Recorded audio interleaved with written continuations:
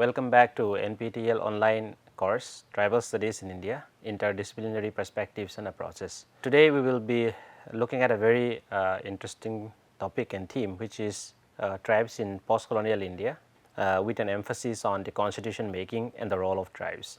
Now, a very important part of any national or any nation history is the particularly when we are talking about formerly colonized countries, is the making of the constitution. Now, the Indian constitution particularly have been one of the most important document, and not only for us Indians, but also for the world in terms of what the constitution offers to its citizens.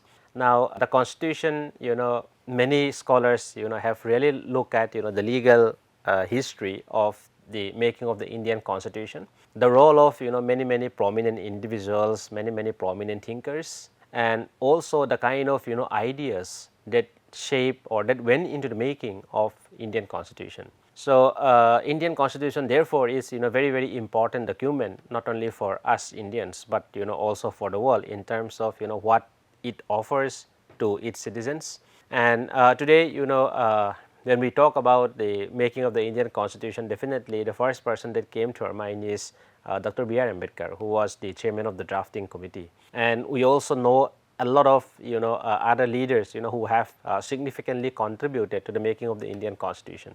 Now, many a times we think that the constitution is being made, drafted and written by people who are only with possessing certain degrees and knowledge. But in this lecture we will be examining the role of several communities, particularly tribal communities, for the purpose of this lecture, and how they have played the kind of roles they played in the making of the constitution of India. Now, this is a history or an issue that is not often talked about, and even in many works that actually looks at the independence movement to the making of the Indian constitution, the role that communities like tribes contribute to the making of the Indian constitution are do not always find a place in many of the scholarships that we have on the constitutional history in India. So, in the next three lectures from lecture number 30, 31 and 32, we will be specifically looking at the different ways in which tribes have been actively playing an important role in the making of the Indian constitution. So, for lecture number 30, what we will essentially do is that we will just lay the ground and in the lecture number 31 and 32 we will look at a more specific case studies as to the kind of leadership that tribal communities have who actually contributed to the making of the constitution of India. Now, like I said for any national history, if you want to understand the national history of formerly colonized countries, one cannot but talk about the making of the constitution. It is a legal document, but at the same time the idea, the vision of the nation is being written in law, written in the constitution. Therefore, all the time one has to go back what is the foundation, because it gives us the foundation of what the nation is. So, the idea of drafting the Indian constitution to a constituent assembly originated in the British cabinet mission plan of 1946, and the decision was made in the backdrop of ensuring a peaceful transfer of power to India. Now, by 1940s we have the Quit India movement, and the entire public was up against the colonial state. Now, for the colonial state, for the British, it was also no longer possible to hang on, or in a sense that to deny freedom to Indians. So, therefore, to ensure that there was this peaceful transfer of power from from the British to the Indians, it was necessary that the colonial state facilitated the process of the drafting of the Indian constitution that will become the foundation of the new nation state that was to be born in 1947. So, the Constituent Assembly envisaged to incorporate diverse views and voices, particularly from marginalized communities, to outline welfareist provisions in the Indian constitution. Now, India, as we know, it's very diverse country, linguistically, religiously, regionally, so on and so forth. So, there is no end to diversity in India. Now, so therefore, there was this realization early on that it is very important that we also incorporate diverse views and voices.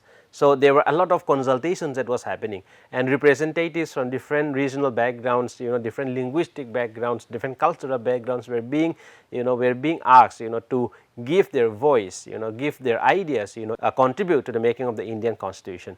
And one such community who have significantly contributed to the making of the Indian Constitution were tribal communities. Now, as a result of these constitutional deliberations, tribes were part of the Indian political system with special provisions and governing system, primarily to preserve the distinct cultural practices and traditional customs of governance. Now, these constitutional deliberations enable tribal communities, tribal leaders actually to raise their issues, to voice their concerns, and also to ensure that the tribal communities, because of their distinct culture, distinct identities, distinct way of life, they make sure that there are some special constitutional provisions that are inserted in the constitution, so as that will enable them to preserve their distinct cultural practices and traditional customs of governance. Now, towards this, the discourse of distinct tribal identity in contemporary period is seen as a continuation of the colonial policies of tribal isolation that came with the Scheduled District Acts of 1874, the Government of India Act of 1919 and 1935, which carries the provisions of declaring certain tribal areas as partially excluded and excluded areas, and allow different set of administrative structure of governance. Now, one cannot go back but to the colonial period, and we also have already talked about these legislations that were introduced by the colonial state, particularly the Government of India Act 1913 and 1919 and 1935. Now, all these legislations continue to find their place, but of course, in a different form under the Constitution of India. But what essentially tribal leaders and tribal representatives were making or were trying to ensure was that there are special provisions that specifically cater to the communities. Now, these provisions have largely informed the post-independent adoption of 5th and 6th schedule in the Indian Constitution. And so, when one talks about contemporary the making of the Indian Constitution in relation to tribes, one of the most primary issue for the tribal leaders and representatives was the issue of governance, that is the issue of autonomy. Now, under the Constitution of India, two schedules that were introduced were the 5th schedule and the 6th schedule. Now, the 5th schedule and the 6th schedule were almost like an reincarnation of the partially excluded and excluded areas, because it was mostly in these regions where the 5th schedule and the 6th schedule were being imposed in the post-colonial period. So, most of the partially excluded areas were in mainland India, particularly in the Chotanagpur region, for example, states like Jharkhand and Chhattisgarh. Now, in the context of excluded areas, these are mostly regions which were inhabited by tribal communities in the northeastern part of the country that came under the 6th schedule of the Indian Constitution. Now, there are two ways of getting insights of how the scheduling of tribal dominated areas was achieved. First is through the Constituent Assembly debates, and the other is how the political context outside the Constitutional Assembly shapes the debate and decisions which resulted in the incorporation of 5th and 6th schedule. Now, what happened? What are the kind of events? So, there were so many things that were happening at once at the dawn of India's independence. Many communities, given the diversity, almost all communities, almost all regions, almost all political leaders have their issues, have their concerns. Now, India, for instance, there were like 562 princely states, right, at the time of India's independence. Now, so therefore, one can imagine that the kind of events that were actually happening at the dawn of independence. So, during the late colonial period, a glance over the development shows the discourse of what is termed as tribal cohesion, dominated by the territorial and administrative isolation in opposition to assimilation debate, or popularly known as the Aylwin-Gourier debate. Now, specifically for the tribal communities, on one part at the broader level, the national leadership was thinking about how to integrate all these 562 princely states and areas which are outside of the princely states, that includes communities like tribal communities who were governed differently or separately as compared to the other communities in India. Now, how do we bring all these people together? That was one of the questions that the national leadership was asking. But at the same time, in the context of tribal communities, what was the question? What was the most persisting issue that was there? What was the kind of debate that was happening? Now, this debate can be largely posited around two frames. One is the assimilation, the perspective of assimilation, or the assimilation position, and the other is the isolation position. Now, these positions were taken by two very important individuals known who were, one was Vera Elwin, the anthropologist, and the other was the sociologist G.S. Gurrier. Now, the debate emerged on the issue of integration of diverse communities in the newly formed nation and revolved around what would be the most appropriate tribal policy in the post-independent period. Now, Elwin was very sympathetic to the tribal communities, whereas Gurrier sees that assimilation was something that was inevitable. Since Elwin was very sympathetic to tribal communities, as an anthropologist he was living with the communities, he was studying them, he was writing about them. So, he was very sure, very clear that these communities have a different culture, have a different way of life. But for Gurrier, he takes a different position. He recognized that these tribal communities have different culture and traditions, but then assimilation to the national mainstream is something that is inevitable. So more broadly, we can despite these divergent positions that these scholars take, what is the larger question that they were trying to address is what will be the most appropriate policy for tribal communities in India, or what policies should the government of India follows when it comes to tribal communities. So, therefore, opinion was divided. There were a section of people. So, Gurrier and Elwin were one of the most prominent names, but there were many other people who were actually in favor of either Elwin or Gurrier. So, like I said, Elwin was someone who have lived with the tribal communities. He have written extensively not only on one tribal community, but he has written extensively on different tribal communities, different tribal groups. He has traveled extensively, get married with tribals, and also have a lot of experience when it comes to the tribal people. Now, Elwin saw tribal society, therefore he was convinced that these communities, this society, they are a society who are distinct from the dominant Hindu society, and therefore he was advocating that there is a need for protecting the distinct tribal identity and culture. If there is assimilation that is happening, if tribals are made to integrate themselves, then what will result is that their way of life will get destroyed within, and they will get assimilated and submerged under the larger national culture. So, on the issue of development, Elwin was in favor of community driven development while respecting tribal traditions. So, therefore, like I said, he was very sympathetic to the tribal communities, for which he advocate that it is important that when it comes to trying to develop tribal communities also, it has to come from the community. The community needs to take an active part. The community needs to put the central of development agenda that will respect the way of life of the community, that will respect the traditions of the communities. Now, Gurrier takes a very different positions. Gurrier did not like the position that Elwin was taking. So, he says that he agrees that tribal communities are different. They may have distinct culture and identity, and they are at different stages of integration, but his conclusion is that they are at different stages of integration with Hindu society, and therefore he called tribal communities as backward Hindus. For overall development of tribes, Gurrier thinks that it is in the interest of the tribal communities that they are integrated wholly now or in the future with the larger Indian society. So, these two positions continue to influence and shape the tribal cohesion in India, and towards the end of colonial period, the Viceroy Wavell came out with his recommendation for tribes, where he rejected the complete isolation of tribes. So, one position which was more or less taken by Vera Elwin was that tribes needs to be protected. So, therefore, indirectly he also means that we need to ensure that they are protected and hence kept in isolation. But on the other hand, what Gurrier was actually advocating is that they need to be integrated or assimilated into larger Indian society. So, in 1949 there is a committee by the name Sabru Committee, which gave a report which focused on governance and politics in India, including minority rights protection. In the committee report, a very important recommendation in relation to tribes was that the administration of tribal areas should come under provincial governments, while the supervisory power such as releasing special grants, appointment of a commissioner to oversee the tribal inhabited areas. So, this committee report lay the foundation, or was give us a hint of the attitudes of the national leadership at the dawn of India's independence. Now, from 1947 onwards, we see that there was a whole lot of debate that was happening during the period of the drafting of the Indian Constitution.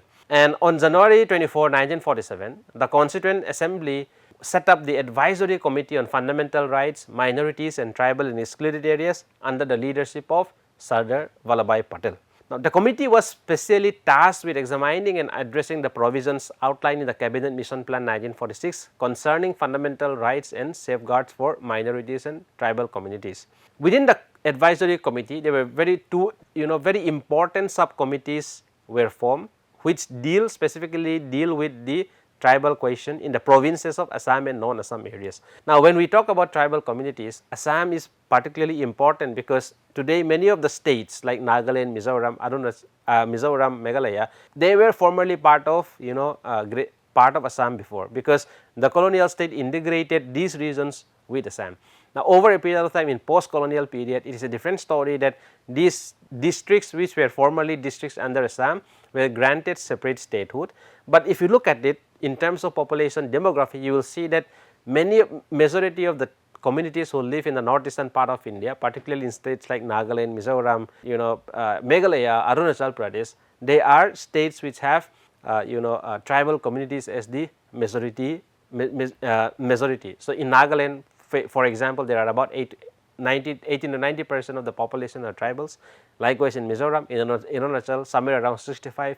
In Meghalaya also somewhere around 80 to 90. So, you will see that unlike many other states in India, one thing that is very distinct about the tribal, the northeastern part of India is that tribes are actually majority in most of the states. So, therefore, a discussion on tribal question in India cannot ignore the northeastern part of India, because that is where many tribal communities are concentrated. Likewise, in this advisory committee was also set up, set up to deal with the question of tribal issues in non-Assam areas, particularly in the mainland parts of India. So, by and large, many nationalist leaders, were in favor of Ghuriya position, essentially because they were very suspicious of the British policy of isolating tribes. So, the British policy of isolation of tribes initiated debates among the national leaders of nationalists who vouched for assimilation of tribes in the mainstream society, and those who shared the anthropological view of relative isolation. The classification of tribal areas into excluded and partially excluded areas through Government of India Act of 1919 and 1935 indicated the British view on tribes, that is, keeping tribes and tribal areas largely isolated from the rest of the society. So, they see that today tribals are facing this problem of integrating with the larger Indian society, essentially because of the colonial administrative policy of isolating tribal communities. So, therefore, the nationalist leaders in India were very suspicious of colonial policies, their attitude towards tribes, and they think that this policy of isolating tribals from the larger Indian society actually was a kind of the colonial divide and rule policy. So, the colonial state essentially introduced these laws because of one, tribes have culturally distinct primitive identity. Second is to protect tribal communities from being exploited by the non-tribals. Now, however, like I said, the nationalists have a very different viewpoint when it comes to the colonial policy. They are very cynical about it, and for them it was nothing but an extension of or application of the colonial divide and rule policy. For instance, one of the resolution which was passed by the Congress by the Congress was that it reads as it intended to leave a larger control of disposition and exploitation of the mineral and forest wealth in those areas with the British state, and to keep the inhabitants of those areas apart from the rest of India for their easier exploitation and suppression. So, for the nationalist leaders, it was actually the interest of the colonial state to keep the tribals in isolation. It was never that the colonial state or the Britishers were caring or were concerned about the rights of tribal communities.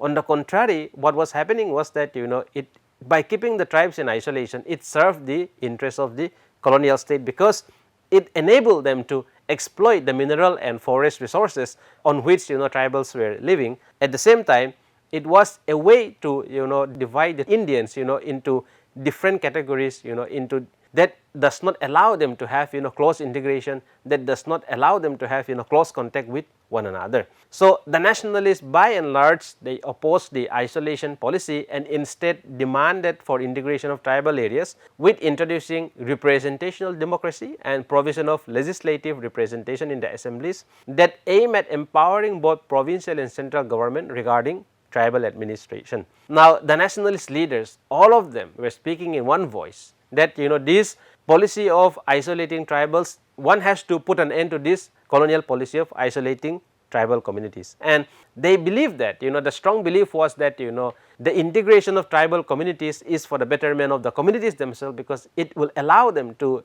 join the larger national mainstream. So, in the Constituent Assembly, discussions on tribal communities revolve around two main perspectives. One, advocating for identity based isolation, since they are tribals, since they are tribal communities. So, therefore, they needs to be, they must be isolated, or they needs to be isolated so that, their identities, their culture, their traditions are protected. And the other is promoting development based integration. So, by and large, what we see through this, what we see is that at the dawn of India's independence, there was a lot of, these tensions and debates concerning the future policy on tribal communities. Now, because of the colonial policies, tribal in many parts of India were kept isolated, and the nationalist leaders and national movements did not actually penetrate in many parts of areas which are dominated by tribal areas. Now, definitely there are already geographical challenges, because many of the areas which are inhabited by tribes are hill and forested, and they are already, somewhat remote or geographically remote, geographically inaccessible. That does not enable, these nationalist leaders to penetrate into tribal areas. Another limitation was the colonial policies, which administratively exclude tribal communities, and for which, many tribal communities in many parts of India were unable to actively participate in the national movement. Now, therefore, at the dawn of independence, on one side we see that, the colonial state was trying to advocate that, tribals, because of their distinct cultures and tradition, needs to be protected. Now, in regions like Northeast India, there were different plans that were being framed by the colonial state. The plans definitely does not, were not materialized, but then there were talks that, many of these tribal communities who lives in Northeast India, since they were so culturally, ethnically, racially different, they cannot be made, part of India. So, therefore, the British, have this agenda of trying to create something like crown colony. Likewise, anthropologists like Virar Elwin also advocate that, based on his experience, that these communities, because of the distinct culture, distinct way of life, traditions, they needs to be protected. Otherwise, if they are integrated without any protection, without any safeguards being granted to them, it will totally destroy the community. On the other hand, the nationalist leaders, who were only thinking about, how to integrate the vast geography, how to bring these diverse cultures and communities together in under one nation. So, for them, the most important thing was integrating everyone into the nation. So, therefore, they were very suspicious about, the kind of proposals that the colonial state was giving. Secondly, they do not want to continue with colonial policy of isolation. So, on independence, the first thing that one has to do, that one needs to do essentially, is to break this isolation and bring these communities in closer contact with the larger Indian society, which will facilitate the process of national integration. So, what we see is that, these debates shape, these debates largely, shape the tribal cohesion in India, and in the following lectures we will look at, some of the individuals, some of the pioneer tribal leaders who have actually, took a standpoint which does not always represent these two positions, but which actually comes, as a voice from within the communities, trying to make argument on the basis that, these communities needs to be protected, but at the same time made ensure that, they also join the larger, national mainstream without compromising on their distinct culture, distinct way of life. So, in the next two lectures, we will continue with tribes in the making of the Indian Constitution. We will specifically look at, how certain provisions came to be inserted in the Constitution of India, who are the leaders who have actually played, a pivotal role, and in the following lectures we will also look at, how these contributions continue to shape the, policy towards tribal communities in India today. Thank you so much.